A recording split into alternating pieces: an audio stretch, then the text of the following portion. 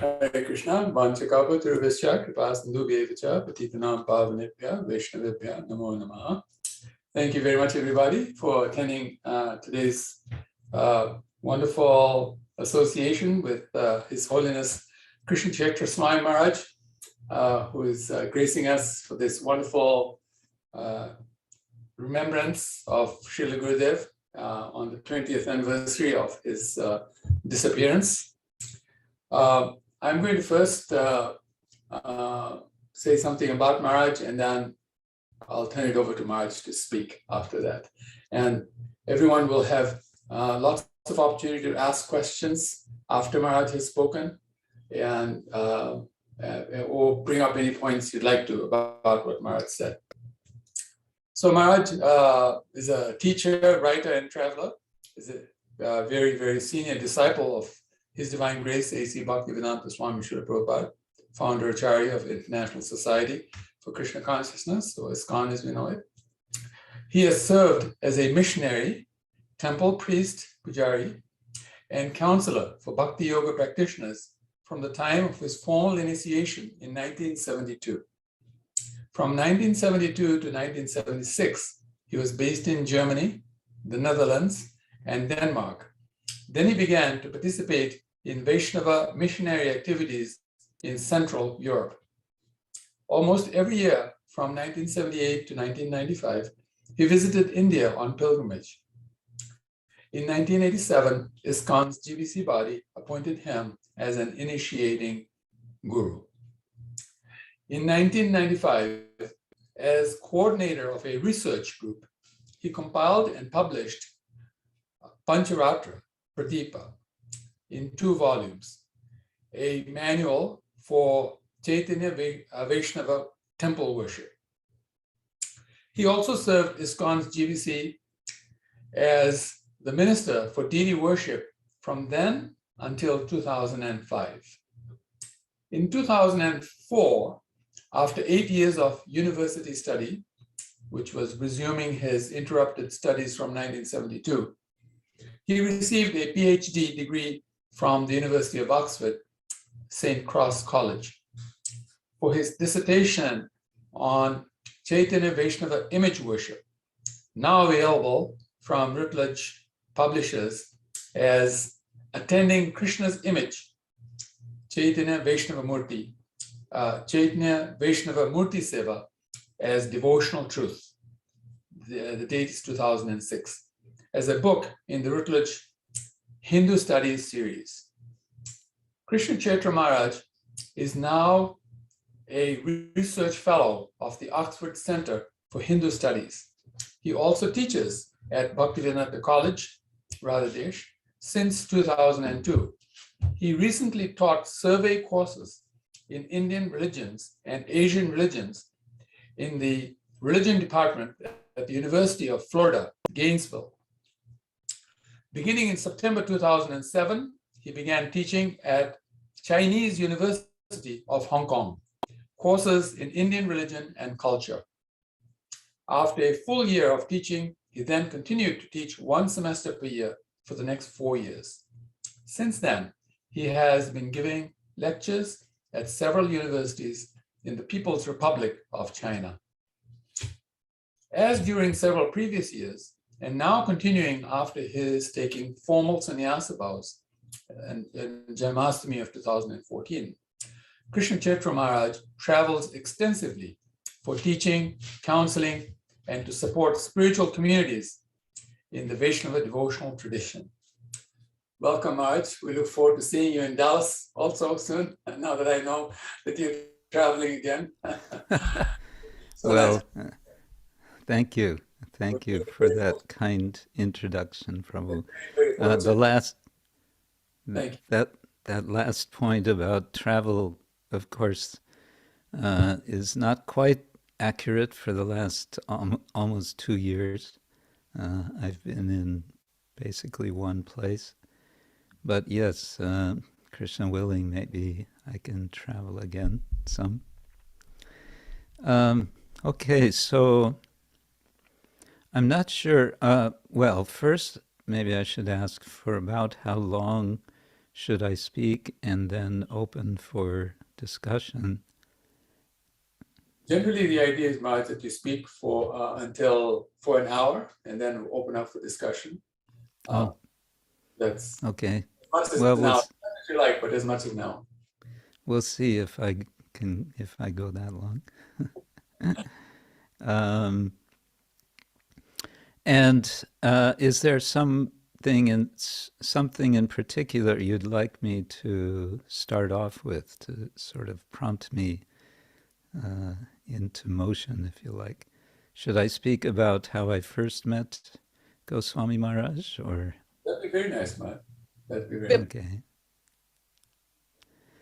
All right. Om Ajnanatimidandasya Jnananjana Shalakaya Chakshurun Militam Yena Tasmai Shri Gurave Namaha Shri Chaitanya Manobishtam Stapitam Yena Bhutale Swayam Rupa Kadamahyam Tadati Swapadantikam Nama Om Vishnu Padaya Krishna Prashtaya Bhutale Srimate Bhakti Vedanta Swamin Iti Namine Namaste Saraswati Deve Gauravani Pracharine Nirvishesha Shunyavadi Paschatya Deshatarine Vancha Kalpa Tarubhyascha Kripa Sindhubhya Evacha Patitanam Pavanebhyo Vaishnavebhyo Namo Namaha Jai Shri Krishna Chaitanya Prabhu Nityananda Shri Advaita Gadadhar Shivasadi Gaura Bhaktivinda Hare Krishna Krishna Krishna Hare Hare Hare Rama Rama Rama Hare Hare. First, I want to acknowledge those of you whom I know being online. I'm happy to see you here, Kalachandji Prabhu, and we see Mother Jayabhadra and Vinod, and yes, all the devotees, many here whom I don't know, but thank you for this opportunity to speak, to remember Goswami Maharaj, His Holiness Tamal Krishna Goswami, who I had the good fortune of having, I would say, a lot of very good association, close association with in a certain period of time, mainly toward the end of his being present with us. Truth be told, I can't really say when I first met Maharaj. I would have seen him most probably in Mayapur the first time I went, or in Vrindavan, but I think Mayapur when I first went to India, which was 1978. And my memories of Maharaj in the next few years, whenever I would see him, was just seeing him from a distance, basically seeing him in action, and frankly feeling a certain a kind of fear. He seemed like such an imposing person, so sort of strong in his ways, which I didn't know how one might relate with. So I don't want to say that I avoided him, but our paths didn't really cross in a direct way until, as best I remember, 1988 in Vrindavan. At that time, the Vrindavan Institute of Higher Education was going, and I believe it had already been running since some years. I don't know how many, but it was running quite well. Burijan Prabhu, Danadar Swami, and Tamal Krishna Goswami were principal teachers in the Vrindavan Institute of Higher Education. And I remember the kind of, I don't want to say formula, but the basic idea that the organizers of Vrindavan Institute of Higher Education, the VIHE, hit upon was we simply get prominent personages, prominent devotees here to teach, and they will act like magnets, and they will bring devotees who will want to hear from them. And that's what they did, and that's it worked. And Tamal Krishna Goswami was one such magnetic teacher. As I remember, that year he taught a course on the Brahma Samhita. Now again, truth be told, I did not attend his class. I was attending another course with Dhanardar Swami on Srimad Bhagavatam. But nevertheless, we had a good amount of interaction, and in particular, a memorable feature was that Goswami Maharaj got the inspiration, and I don't know from whom, but he got the inspiration to follow Ekadashi in the full vrata as it's described in the Hari Bhakti Vilasa. Fasting entirely on Ekadashi, staying up all night that night, and then taking one meal the next day, I think was also part of the vrata. And Goswami Maharaj, whatever he did, he liked to involve the world. He liked to involve others around him. And so I was invited. He didn't want to do this vrata alone. That was, that was kind of out of the question. If he's going to do this, he's going to do this with others. He's going to have others suffer with him.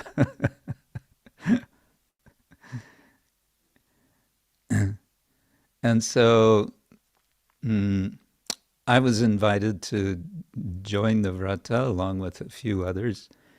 And that meant also joining with him that night in his house there in Vrindavan for the all-night vigil. And the all-night vigil was, as we all know, Goswami Maharaj, he was an organizer, he was a manager.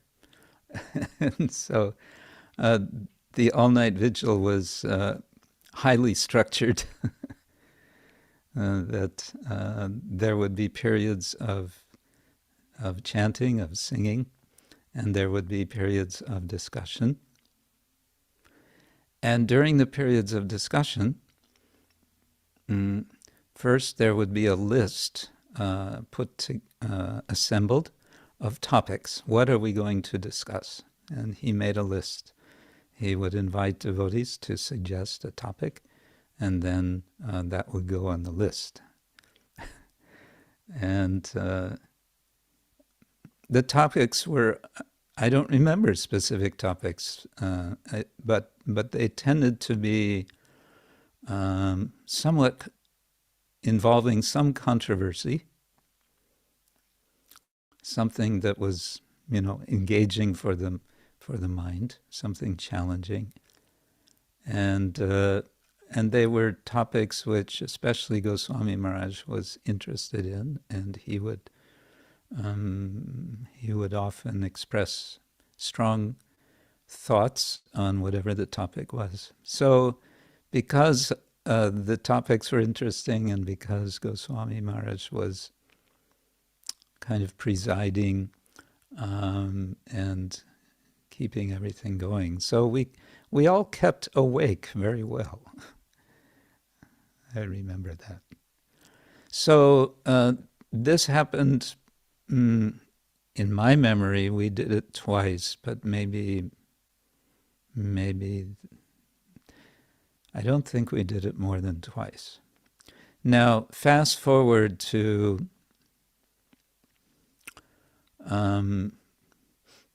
2000, the year 2000 perhaps, one of the times when I visited Goswami Maharaj in Cambridge at the famous Willow House that he rented, that was rented for him. I would visit him. There was a period when I would visit him sort of once a month over the weekend. I would take a bus from Oxford over to Cambridge. So one of these days that I was visiting him fell on an Ekadashi. And so before the Ekadashi, he would raise the issue that, okay, tomorrow is Ekadashi, what are we going to do? And I remember him saying, and we are not going to fast. There's no question of fasting. Don't even think about fasting. We're not fasting, okay? So anyway, his experiments with the strict vrata, all I remember is from that time in 1988 at the VIHE. It was also at that time, 1988, we were, I remember practically the exact spot where we were standing. We were on the second floor of the Gurukul building on one of the balcony corridors, talking about something. Maybe we were talking about the next Ekadashi plan, but at one point he kind of looked at me and he said, how come you're not a sannyasi? Now this was 1988, which is 90, it's 26 years before I actually took sannyas. So 1988, he looked at me and with this sort of heavy TKG question, how come you're not a sannyasi? And I didn't know how to answer him, and so I just kind of stood there, not saying anything. So there were a few moments of silence, and then I would say he diffused the issue. He said, anyway, it's okay. He said, Narada Muni and the 4 Kumaras, they were not sannyasis. So he was kind of thinking aloud that actually in our tradition, it's not that someone who is renounced has to take formal sannyas. So he said like that, anyway, Narada, the 4 Kumaras, they didn't take. So it's okay. So he kind of let me off the hook at that time, and that was the end of that conversation. I was relieved at the time because I certainly didn't feel ready to take sannyas at that time. It would have been also there in Vrindavan that it must have been that he invited me to come to China. And soon after that, I went to China. I I got one of those round the world tickets, and decided, make a stop in Hong Kong. So I did that. I spent a week in Hong Kong, and then I went to, the devotees sent me to Guangzhou, near Hong Kong, and I was there for about a week mm, with Nrsimha Maharaj, Bhakti Vignavinash Nrsimha Maharaj. Very nice time. And then, after about a week, Goswami Maharaj came together with Giridhari Swami Maharaj. And the three of us then flew to Xi'an, which is kind of central western North China, to meet some bhaktas who were showing some interest. This was 1989. By this time, the China mission was happening to some extent, but compared to years later, it was still very much in beginning stages.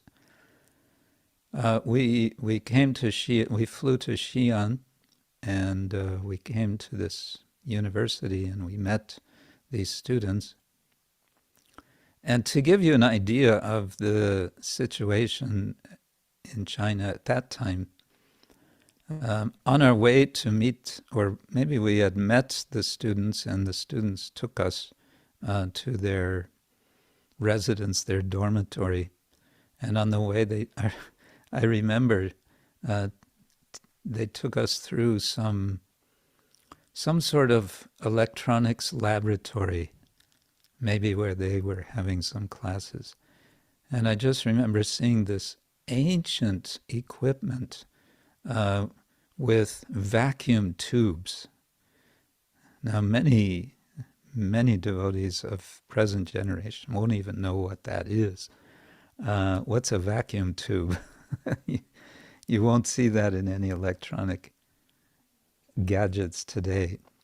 But this was full of these big boxes of stuff with big vacuum tubes. It was like from a previous, it felt like we were in a time warp of a previous century. Anyway, so we stayed in Xi'an. There wasn't a whole lot to do. We were checked into one very nice hotel. And then Goswami Maharaj said, well, let's tour the city. Let's see the sights. And devotees arranged for a car, and one of the local devotees or aspiring devotees became a tour guide. And we went to one Buddhist temple, and maybe we went to another Buddhist temple. And I don't think we went anywhere else. And Goswami Maharaj said, this is boring. Let's go back. And that was it. That was the end of our tourism, our experience of tourism of Xi'an. We didn't go, Xi'an became famous because outside of Xi'an is this famous place where they have these ceramic kind of full-size soldiers. They're buried, hundreds of these soldiers. We didn't go there. Sort of like, who cares? Why bother? So, okay, back to the hotel. What to do? Chant. And, the challenges of cooking and eating were pretty phenomenal at that time. But then what happened was we were due to fly back, not back to Guangzhou, but to fly from there to Wuhan. Wuhan has now become famous because the origin of the COVID virus. We were scheduled to fly to Wuhan.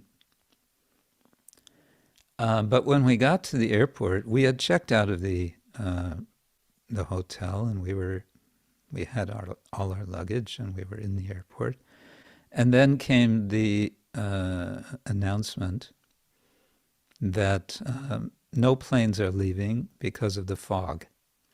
And the fog was obvious. We were just kind of hoping against hope.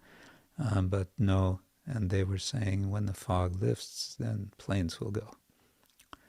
So we were waiting and waiting and waiting and waiting. And we had to wait inside the airport because it was too cold to wait outside. This was must have been January or December. And it was too cold outside, but inside, I've never seen anywhere in the world where more people were smoking cigarettes more than in China, especially in that airport. So you can imagine with Goswami Maharaj. And any of you who ever traveled with Tamal Krishna Goswami, you know how challenging it could be if things didn't go just quite right with travel, right? It could be really challenging.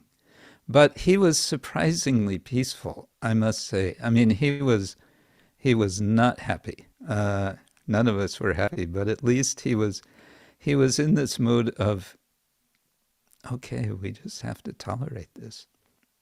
There's nothing we can do. But finally, after some hours, we kept waiting, and Goswami Maharaj would send the devotee, go to the counter and find out what's happening. After some hours, we heard an airplane land. And Maharaj said, hey, what is this? An airplane's landing, it's still foggy, what's going on? So then we got the news that, well, this is a larger plane, and the larger planes can come and go, but there's no such large plane going to Wuhan. All right, so then where are they going? Well, there's a plane that's going to Guangzhou. Okay, we're taking that plane. So that was the style. So we didn't go to Wuhan, we went back to Guangzhou. And that was the only adventure I had with Goswami Maharaj in China.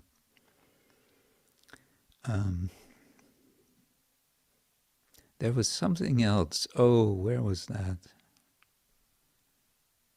Yeah, that would have been was it in Xi'an? It's interesting how memories sort of go blurry and get folded in with other thoughts. But I do remember, no, maybe it was Guangzhou.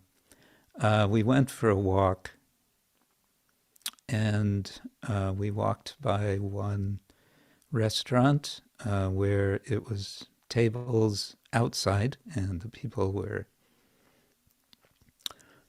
sitting at the tables, and in a typical Chinese way, they had this, in German it would be called Eintopf. It was just one iron pot in the center of the table with some soup or some stew with a little fire underneath, I guess. And everyone would take from that pot. And I just remember Goswami Maharaj looking at that and thinking, that's really interesting. We should, learn from this. We should, maybe we should institute this. Maybe we should have a restaurant here in China that has a similar program. He was really interested in that particular restaurant business possibility. He liked that.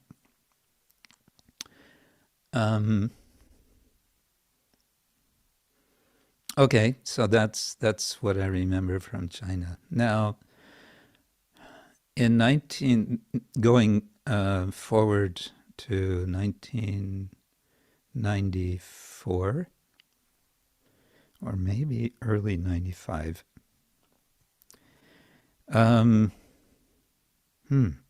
How was it? I don't know, but I was in Gainesville, Florida, in the U.S., and Tamal Krishna Maharaj was also there. And I believe he was there for a North American GBC meeting. And I had been, over the last year, I would say, getting quite a lot of association with His Holiness Hridayananda Das Goswami. And Sri Dayananda Maharaj had been encouraging me to take up university study, to go back to university. He was, really enthusiastic. He himself was studying at Harvard University, and I had mentioned that I had dropped out of university at University of California in Berkeley. And maybe it was just a few days or weeks before this, I had met Hridayananda Maharaj at Gita Nagari. There was a Sangha, there was a kind of seminar event going on there. And we had been chatting about this. And then again, the subject came out, well, why don't you, go? And I said, well, I don't know what's the process even of getting readmitted to the university 20, how many years later? And he said, why don't you just go and find out? Well, we're in Gita Nagari. That's Berkeley. That's the other side of the country. Take a flight there. And then he said, hold on, maybe we can arrange for you to go. And he called up Brahmatirtha. Brahmatirtha is famous for collecting free flights. He has a particular way of doing it, because they have a way in America of overbooking a flight intentionally to make sure the plane is full. Economically, it works out for them that if there are extra people, they'll announce, we're overbooked. Is there anyone who will volunteer to stay back? We will give you a voucher for whatever, $200, or we'll give you a free ticket, whatever. And so, I don't know if I should be telling this, but Brahmatirtha Maharaj made this a kind of regular practice, that he would plan for this. He would, as soon as they would announce, he'd say, "Oh, I'll do that." And so he would kind of collect these extra tickets. Anyway, Hridayananda Maharaj called up Brahmatirtha. I'm getting a little off the subject, but it's leading to Tamal Krishna Maharaj. He called him up and said, hey, do you have any flights, from the East Coast to San Francisco? And Brahmatirtha said, actually, yes, I do. I have something from Newark, New Jersey, which is not so far from. Yeah, so before I knew it, I was on a plane to California. Anyway, long story short, then I'm back, and I've got the information, and it turned out it's really not so complicated to get back in the university. So now I'm meeting Tamal Krishna Maharaj in Gainesville, in Florida, and I'm just telling him about all of this. And then I said, why is all of this coming up? well, there's Sri Dayananda Maharaj, but I said the other reason is that I've been spending some time in Mayapur, and in Mayapur, the leaders have been suggesting to me that I get involved in the process of creating a university in Mayapur. And I raised the objection. I said, I'm not myself academically qualified, so how could I, what could I do for that purpose? And the answer that I was given was, well, we don't really need to have academic qualifications.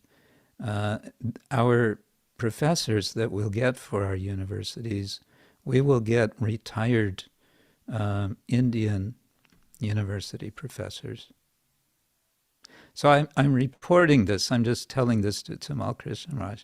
And when I told him this, he slammed his hand on the table and said, "That's what's wrong with Mayapur." He said they're thinking like hippies. And then practically in the same breath, he said, "You should go back to school. You should go back to university." And he said it like a command. It was like, you just have to do this. Now, in retrospect, I understood something else, what was happening. In retrospect, I came to realize that Goswami Maharaj himself was thinking seriously of going back to university. And again, like with his, doing the Ekadashi Vrata, he's not going to do it alone. And so he wanted me to also do it, and then I would be at least one more person that he could compare notes with. And that's what happened. So he, for me, really tipped the scale. When he said, "You should go," I felt, okay, this is Krishna. I should just do it. At least I should try. At least see how it goes. So that's what I did. And then, soon after that, Goswami Maharaj began his taking up his academic revisit at Southern Methodist University. And soon after he was enrolled, he would call me up. And this became a very regular thing. I was in the university. He was also, it was actually some months later, it was when I moved to do a master's degree in Berkeley. Then he would call me up and basically he would say, "So, what's going on with you? What's happening? And what are you thinking? What's your experience? What are the intellectual challenges you're having? What are the theological, philosophical, he would drill, what's going on with you?" And we would have discussions on this point. Here we are, followers of Srila Prabhupada, practicing Krishna Bhakti, and here we are in the university, the place where it's all about cultivating skepticism to varying degrees, and where theology is practically taboo. Yes, there's study of religion, but it's a study of a very different sort, with a very different approach from within for practitioners. So a lot of our discussions were on this point of sort of wrestling with the issue of faith and reason, faith versus reason, reason and belief. Of course, Goswami Maharaj wrote these very wonderful essays and compiled them into a book. And before I forget, I dare to ask, I was asking around last few days and got no positive answer.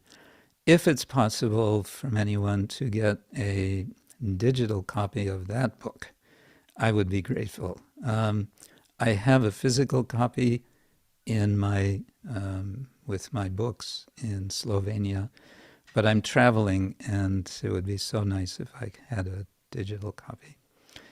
Okay, that was just while I'm thinking of it.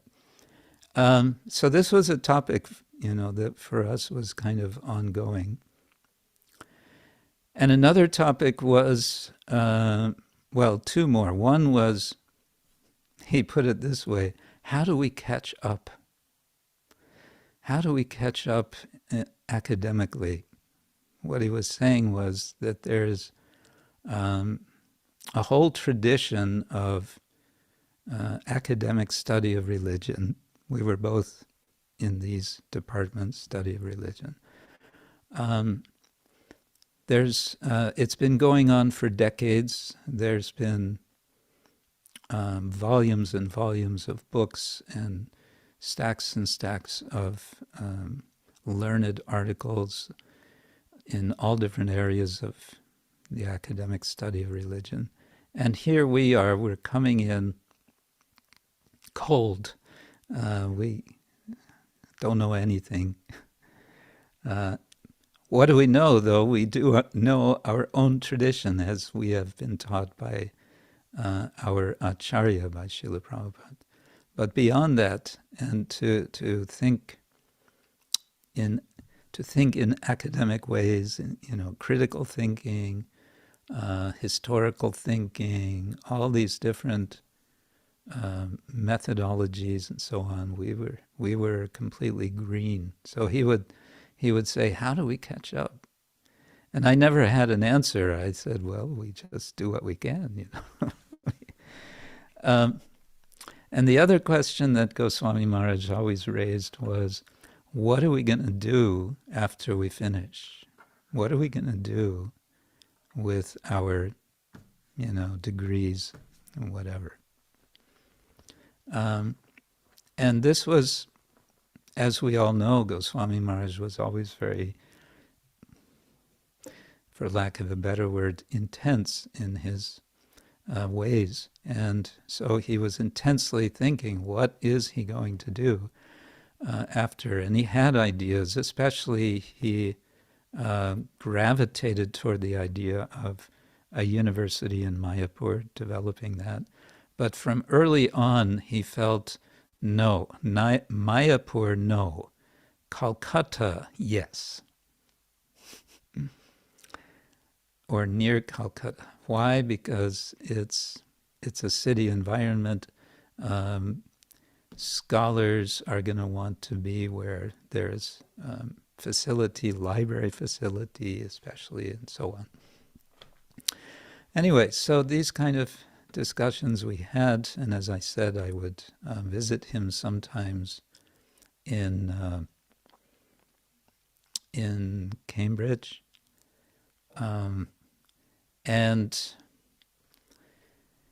as you all know, at one point he came to Oxford. He moved to Oxford. He had been, so to say, done his service in Cambridge. He had no need to be there physically all the time. When he needed to meet his supervisor, Julius Lipner, he could travel to Cambridge to meet him. But he was feeling a great lack of devotee association in Cambridge. And so he resolved to move to Oxford. And moving to Oxford was to all of our benefit. And so it became very easy to meet him. He took some austerity, I think, because he had this really very nice place to stay in Cambridge, this architect's house, the Willow House. So he gave that up to stay in a small, much smaller place in Oxford. But he had he had a devotee association in Oxford because several of us were there with the Oxford Center for Hindu Studies, and so he was very happy about that. Let's see, there was something else I was going to speak about, but it slips my mind just now.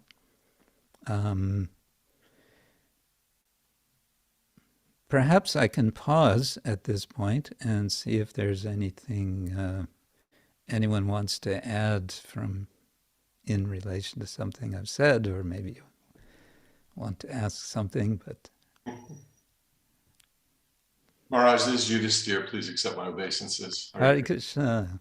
Thank you so much. I just wanted to say that I totally related to the flight and airline stories, because for years I was fortunate to, well, I don't know, fortunate, but in the old days, you had to book the flights, and I don't know how many years I did that for, but you had to do it by phone. Right. And it took so long. And then, I remember booking an around the world flight with, so many stops, and then something happened and the whole reservation disappeared. So stories like that, I remember traveling with him, and his considerations were which way the sun, would be shining in the windows, whether you be on the, if it was flying north or south on the east, you had to book it so the sun wasn't shining in the window. So if it was a morning flight, sitting on the west side of the plane, and on the afternoon flight, the east side, and on and on and on. It's wonderful in hindsight. I'm very glad that part of the service is behind me, but if I could only do that again, I would be the happiest person on the planet. Yeah. To the general point of traveling with Goswami Maharaj, one time, which year would have this been, in Mayapur, he invited me to go with him and a couple of other devotees in a car to Nrsinghapalli. So we're on the road. This would have been in, I guess, late January, early February. It was around the time of Saraswati Puja. And if you've ever been in Mayapur around that time, you'll know that they celebrate Saraswati Puja. They take it quite seriously. And one way that they have their celebrations happen is that they collect funds by stopping cars on the street and sort of demanding you to give donations. And so we're in the car, and we're on our way to Nrsinghapalli, and we get stopped. And I think they wanted 5 rupees. 5 rupees, come on, what's the problem? But Goswami Maharaj, what is this? Who is this? What do they want? Well, they want 5 rupees for Saraswati Puja. No, don't get, we have to, and it became a whole scene, and I couldn't remember if we ended up actually giving the money or not. And so the story continues now, jumping ahead to the very last, sadly, the very last occasion of Goswami Maharaj's visit to Bhaktivedanta Manor. I wrote about this in my article, which went into the Journal of Vaishnava Studies dedicated to his memory, that it was Vasant Panchami, with the many acharyas, disappearance days, appearance days, and Saraswati Puja was. So my assignment, again, Tamal Krishna Maharaj assigned who is going to speak on what. So I was assigned to speak on Saraswati. And so I told this story to all the devotees that, I'd been with Maharaj in the car and we had been stopped and they wanted 5 rupees. And then in front of all the devotees, I asked Maharaj, so did we pay that 5 rupees? And Maharaj said very gravely, he said, I hope so.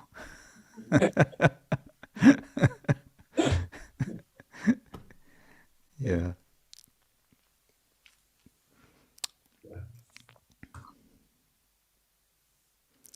Another thing regarding, well, maybe a couple of things, but also kind of a humorous story from Southern Methodist University. Of course, Maharaj immediately was sort of leapfrogged from there directly into a doctoral program at Cambridge, which was very unusual. But because his studies as an undergraduate at the University of Southern Methodist University were so outstanding, his main professor said he was the best student he'd ever had in 38 years or something. He was able to do that. But at Southern Methodist University, one of the courses he took, he was studying Sanskrit, beginning Sanskrit grammar and so on. And he took it, as everything else, he took very seriously. But then he came to Cambridge, and because he needed to concentrate on writing his dissertation, researching for it and writing, there wasn't going to be any possibility, I guess, for him to continue the Sanskrit. And he was very worried about this. He said, he called me up one day in Oxford. He said, what am I going to do about this? And it was like, now I have to solve his problem.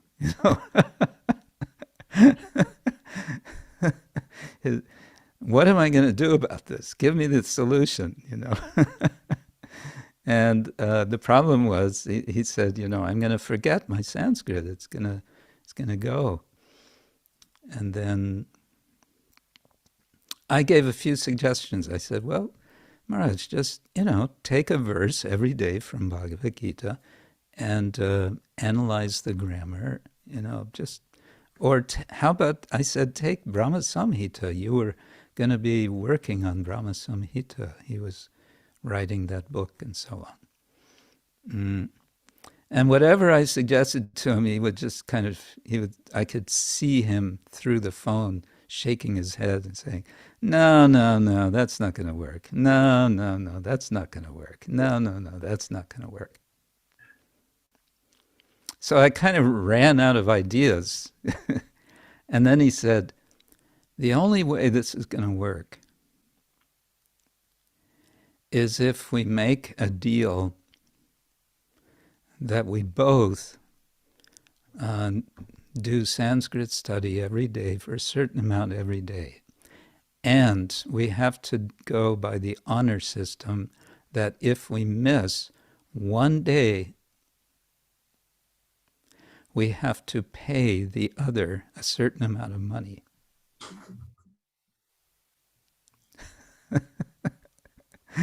And so then we worked out the details. It started, I said, okay, so, if I miss a day, so I pay you £1. He said, no, come on, £1, that's not enough. It's got to be £5. Okay, £5. And it's not for 7 days of the week, all right? It's for 5 days of the week, and it can be any 5 of the 7 days. So that was a condition. And it's going to be for minimum 45 minutes a day, but no more. So 45 minutes a day that we work on Sanskrit. Now for me this was easy because I was anyway working on translating part of the Hari Bhakti Vilasa. This was part of my, at the time, this was part of my doctoral research. So, I was anyway doing it, so okay. And then he finally said, and you can be sure, you can be 100% sure that I will never have to pay you £5. So in other words, he was making this deal in such a way for himself to keep himself, doing the Sanskrit. But it was in such a way. Money has got to be involved. We kept it up for at least a year, and then I went to India to do more research for my project, and then I think we kind of dropped it. But for that time, that was the deal. So I had a deal with Goswami Maharaj. The other thing I wanted to mention is that when I would visit Tamal Krishna Maharaj in Cambridge, he was working on his thesis, he was writing, and he would finish a draft of a chapter and he would print it out and he would give it to me to read and ask for my comments. And I never really had much to say other than, it's great, keep going, because his writing was so brilliant. He would kind of muse. He asked me, so what is your method of writing? He needed to know everything about what you do and how you think, and so how do you write? And I'd say, well, maybe I write a paragraph and then I go through it. I do a rough draft and then I go through and gradually, polish it up. He said, what?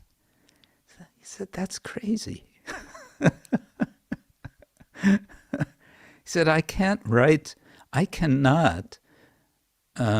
finish one sentence and go on to the next sentence until I have the first sentence perfect. And I would say, I don't know how you do that because, I just, how do you get it perfect the first time? But he said, no, you have to do it like that. But anyway, the point is, I would read his dissertation. In my memory, it was the first 3 chapters that he showed me. And then after that, he didn't offer to show me any further writing. And I kind of noticed that he was becoming more quiet about his thesis. And the last conversation I had with him about the thesis was in Oxford. He was getting ready to write the final chapter, and as we all know, he suddenly left before he could write that chapter. But he was asking me how to do this. He was very concerned because this final chapter was going to be about prayojana, how Srila Prabhupada presents prayojana in our tradition. Probably most, if not all of you on this call have read his book, A Living Theology of Krishna Bhakti, which, of course, as you know, Garuda Prabhu finally edited and then added a final chapter. But I personally cherish the time when he was sort of on the beginning stages of the voyage of this book. And what was so striking to me was how he was making this balancing act.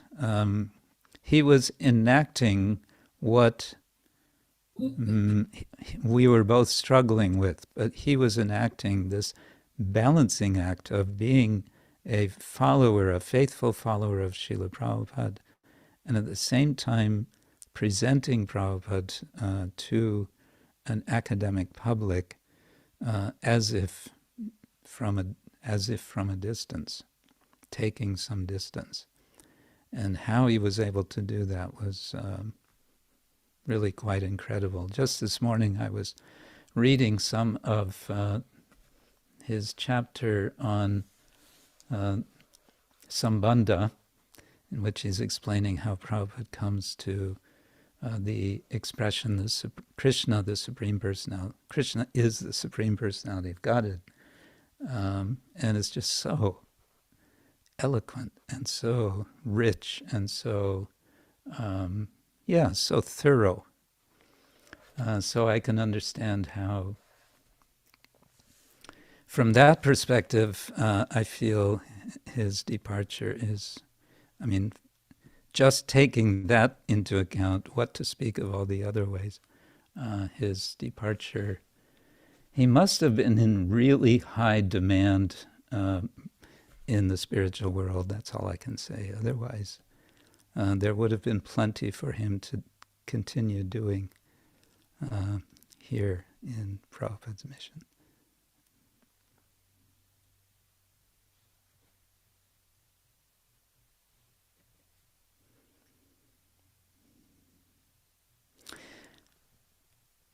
So,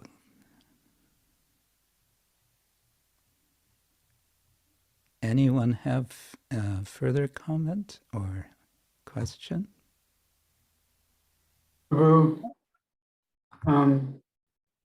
Maharaj interacted with some young scholars in Oxford, like Ravi Gupta, and there seemed to be a nice relationship he had with some of those devotee scholars. Can you comment on that? Okay, well, just that Goswami Maharaj was. I think he recognized from the beginning of his sort of venturing into the academic world, and I think we both had this understanding especially because we were late starters, essentially.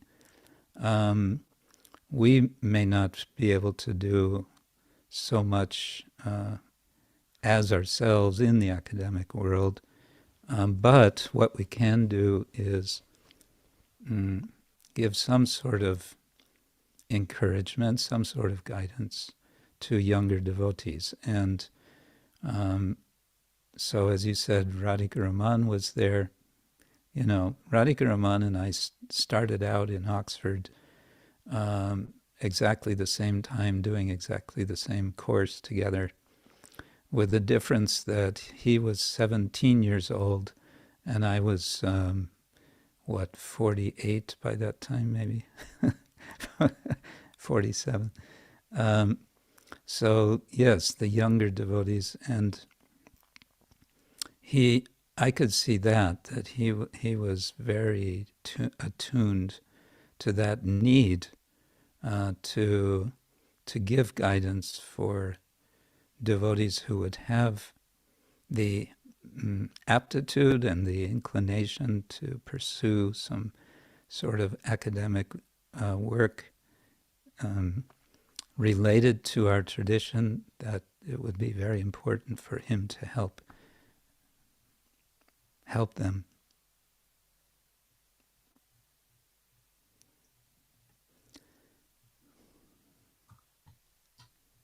Yes, and you were there memorably, Prabhu, in both as Maharaja's servant. You were there in the Willow House, and then also in Oxford. I suppose you've told all your stories already from those times. No? Not so much, but I really appreciated the love that the young devotees had for Maharaj and you also. And there was kind of a family feeling in Oxford, which I didn't fully experience, but I know that we would sometimes go to lectures together and things like that. And, Yeah. Yeah, I mean, those were really wonderful days. It was unfortunately just too short. Yeah, Sarvabhauma Prabhu was there. And I also,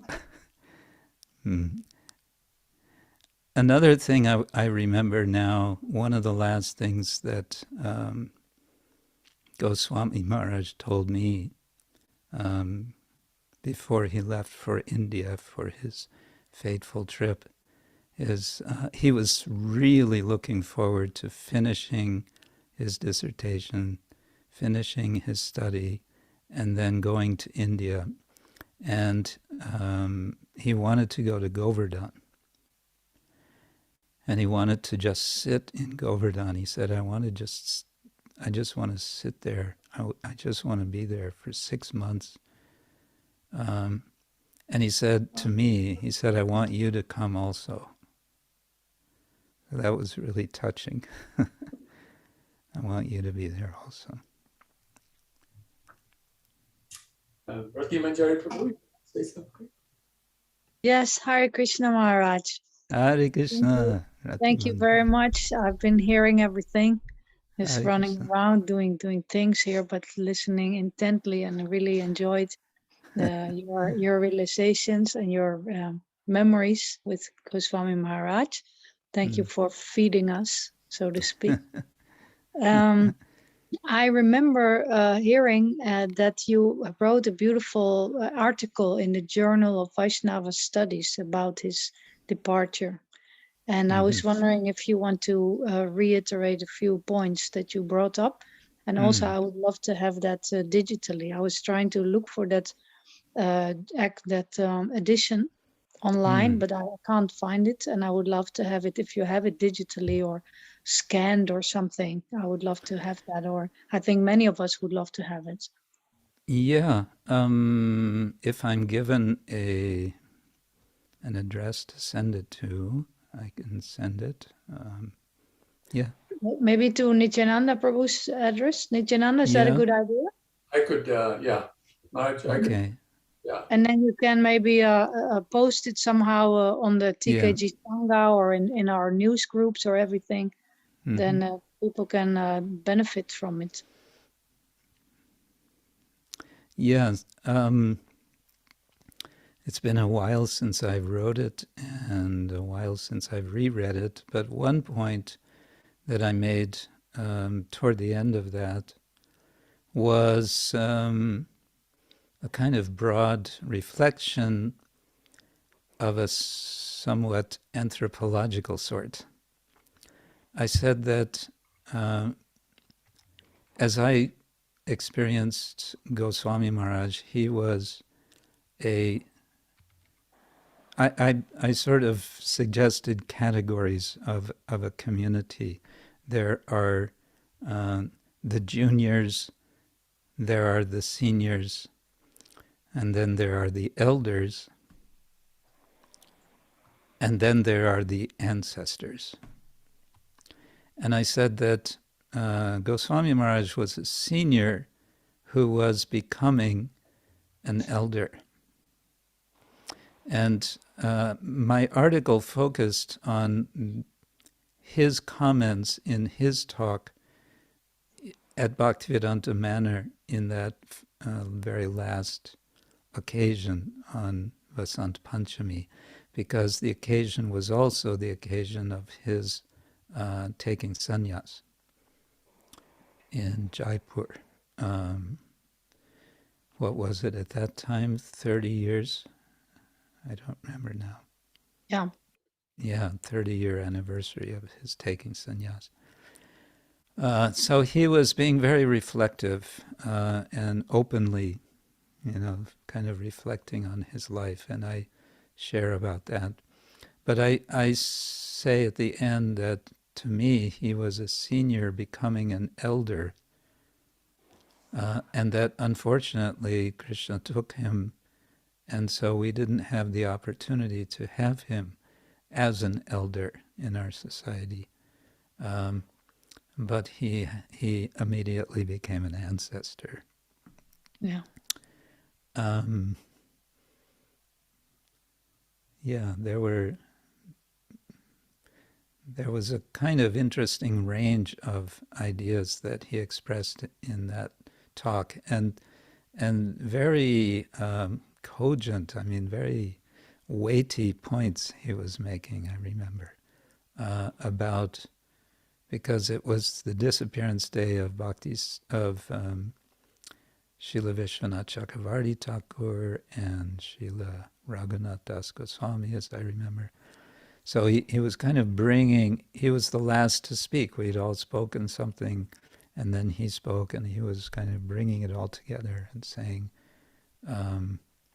how fortunate we are to be in this tradition. And he wanted to bring out that we need to take advantage of the whole tradition. And I don't know how much devotees caught what he was saying, because some of what he was saying was a little bit radical for ISKCON, at least at the time. Yes, we have Prabhupada, and yes, we see the tradition through Prabhupada, but we also see the Prabhupada through the tradition. Something like that.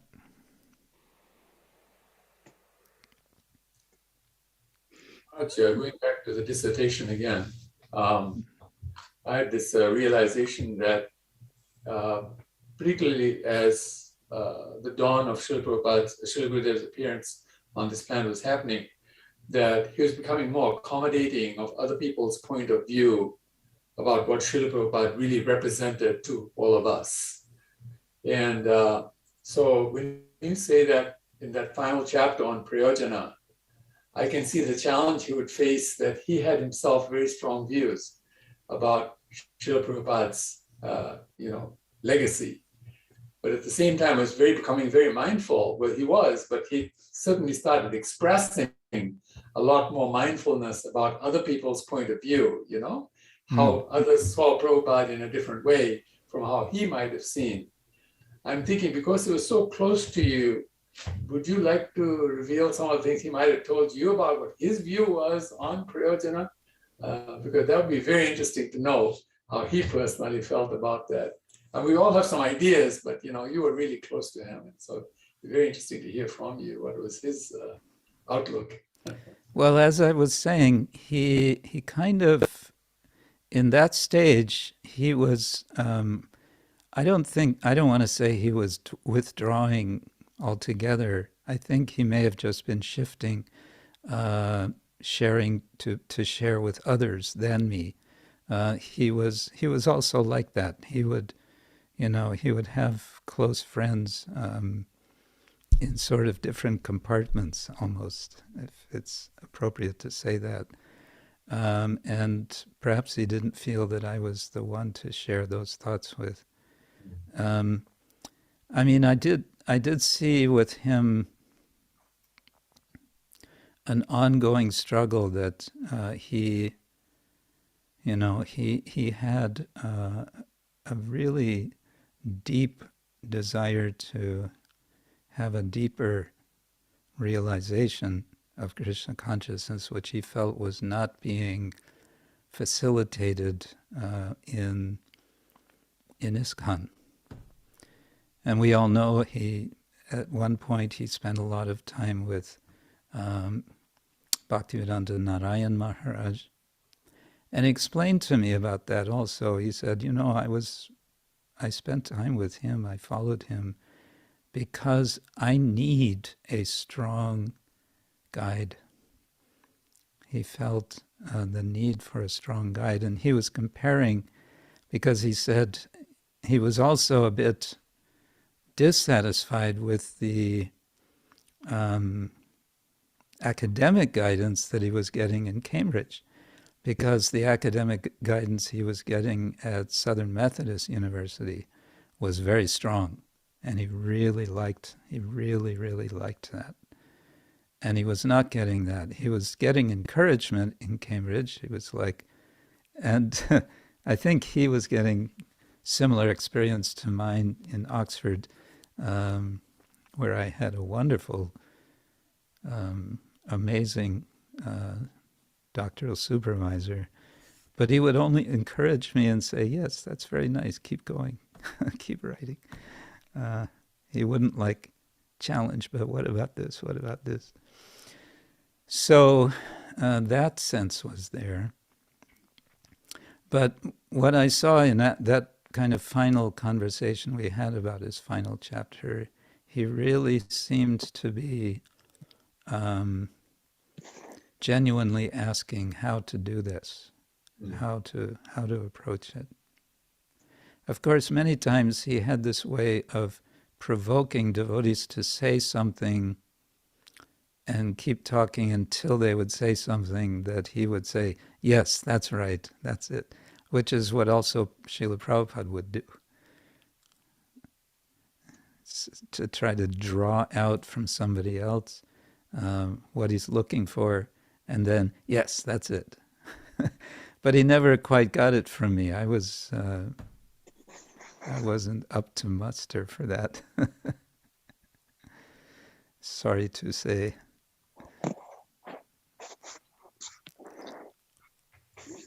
Could you say maybe a little how his final work was received academically?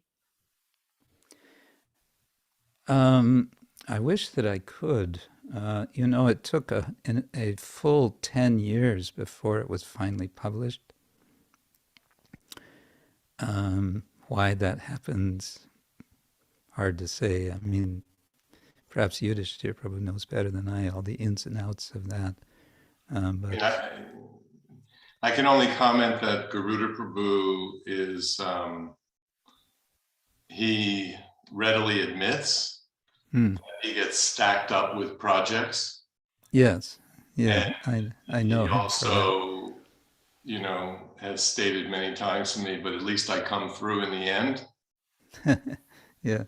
I would really like to hear, Maharaj, if you could, 20 years later, share your perspective on the various branches of Lord Chaitanya's tree, and with the maturing of ISKCON over these years. I'm not asking you to be, Prabhupada differentiated between philosophical speculation and mental speculation. He encouraged philosophical speculation. So the question would be, in the bigger picture, do you think that more respect and appreciation and interactions with the various branches of Lord Chaitanya's tree, especially in the Gaudiya Vaishnava tradition, our tradition through Bhakti Siddhanta and Bhakti Vinod Thakur would be would it be encouraged? Prabhupada protected everyone in the early days because, it seems everyone was so young and immature relatively. Yeah. Maybe you could comment on that. Okay. Touchy subject, I know that. It's okay. I wrote a short article on this topic, exactly this topic, really, some years back. The BBT commissioned articles which they posted on a website, and it was under a subheading called Tough Ones. And we were each asked to address particular topics that were perhaps controversial with respect to statements Prabhupada has made in his books or like that. So I was asked to write something about Prabhupada and his relation to his godbrothers. And I did this by focusing on two verses and purports in Chaitanya Charitamrita, in Adi Lila chapter, I think they're both in chapter 10, or maybe one's in 10, one's in 12, whatever. So in one of those, Krishnadas Kaviraj is speaking about the branches of the Chaitanya tree. And Prabhupada, in a very short purport, says, ISKCON is one of the branches of the Chaitanya tree. And I sort of expound on that point. And I say that if we're really looking at the analogy, the extended analogy of a tree with branches, with fruit, and so on, then there's certain implications of that we should consider. Now, when Prabhupada wrote that, his emphasis, clearly from other purports, is to say, we are bona fide, we are also a branch. And so we should be recognized as such. But what I want to do in this article was kind of the inverse, and address ISKCON devotees and say, we're a branch of this tree, and there are so many other branches. You know, and because there's so many other branches, maybe we could appreciate them. And Prabhupada's main critique of his God brothers at that time was that they were not preaching, but very much inspired, one might want to argue entirely inspired by Srila Prabhupada. They're now preaching. Some of them are, preaching. So shouldn't we acknowledge, and shouldn't we encourage, and can't we interact with our greater family? Basically, that's the point that I make. So yeah, I would say Goswami Maharaj would agree with that. This reminds me, incidentally, he and I co-authored an article or a paper which then he presented at the American Academy of Religion. I was not personally present. I was in India at that time. But the panel for which we wrote was a panel within the Hinduism section of the American Academy of Religion conference, where the theme was practitioner scholars. I forget how it was worded, but it was something about this point of being a practitioner and being a scholar, how to deal with that. So Tamal Krishna Maharaj and I sort of co-authored this article, and really I would say I did 1/3 of the article and he did the other 2/3. But in this article, we suggested some things which, especially he was suggesting some things that were a bit radical, or maybe very radical, for ISKCON devotees to take. Sometime later, after the departure of Goswami Maharaj, I don't remember how many years, it came to the notice of some senior devotees, because it had been published. The article was published in this book that was edited by Edwin Bryant about the Hare Krishna movement, and it was raising their eyebrows to the extent that they brought it up to the GBC. We were in trouble. And I was called on the carpet. I mean, not into a plenary session, but to a committee. And I was thinking at the time, Maharaj, you got me in trouble. Why have you done this to me? I just, I was just helping you out in your article, and now I'm the one who has to defend. What is this? That was how I felt. As it turned out, that's a bit longer story, but it all worked out very well in the end. In fact, I didn't have to discuss the article at all. I found a way to work around it altogether. I wanted to make this point about feeling Goswami Maharaja's presence with another incident. It was mentioned by you in the beginning, Nityananda Prabhu, that I taught at Chinese University of Hong Kong. The reason that happened was largely because of Goswami Maharaj. I had just finished teaching at University of Florida for a year, as arranged by Brahmatirtha Prabhu. I came back to Oxford. I was kind of settling in, and a phone call came from Amogalila Prabhu in Berkeley. How would you like to go and teach for a year in Hong Kong? And I said, what? Hong Kong? Are you kidding? And he said, no, really. And he explained it was a whole arrangement that suddenly appeared, sort of handed to the devotees an opportunity. And Amogalila Prabhu was supposed to go and teach, but it all happened too quickly for him. Being a grihasta, he said, I can't just, close shop here with my family and move to, so I need a year to adjust everything.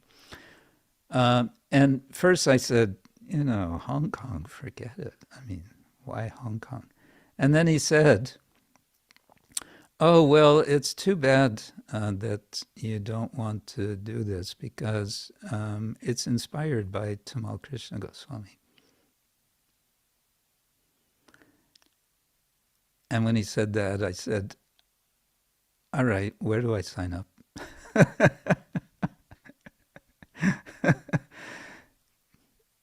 Because I felt like, he was kind of breathing down my neck, saying, you got to take this opportunity. I've arranged this for you. Come on. And so I did. And then I feel also that it was he who inspired me.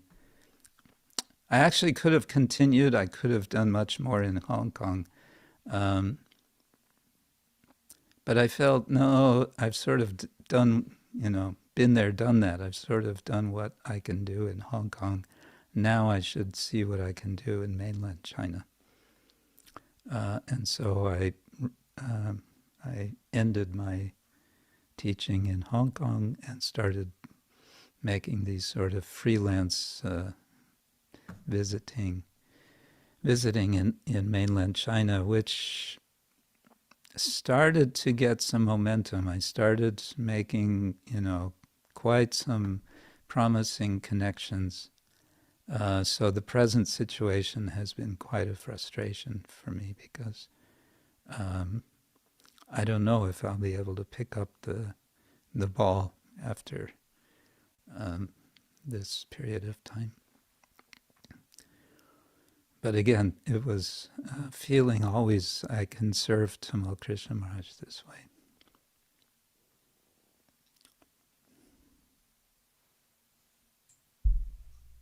Maharaj, we cannot express our gratitude enough to you for coming on like this and speaking to us and really nourishing us so much. We can continue this if you'd like to stay longer, but we didn't want to hold you up any more than we had to with this program. Well, I've pretty much sort of dug out all the specific memories that I have, so maybe it's a good time to end. Okay. Yeah, but I've noted email address of you, Yudhishthira Prabhu, and you, Nityananda Prabhu, and I can send you that article. Thank you, Maharaj. I'd love to hear from you and perhaps beg some time. Say again? So I'd love to hear from you and perhaps beg some time. Some time. Some time to speak. Yeah. You mean just you and I speaking? Yes, I'd be happy to do that. Yeah. Okay. And Maharaj, as I said in the beginning, please do visit us here in Texas. Yes. Nice center in Houston. More than be happy to have you over with us. Host you here, Maharaj. Thank you. Thank you. I appreciate it. Yeah, I'd like to come over. I was intending to come to America just when the pandemic hit, and I got stuck first in India and then here in Poland. So let's see. Thank you again, Maharaj, for your time. Hare Krishna. Tamal Krishna Goswami Maharaj ki jai. Jai. Srila Prabhupada ki jai. Jai. Jai. Jai. Premanande. Maharaj ki jai. Hi, Hare Krishna. Hare Krishna. Hare Krishna. Thank you.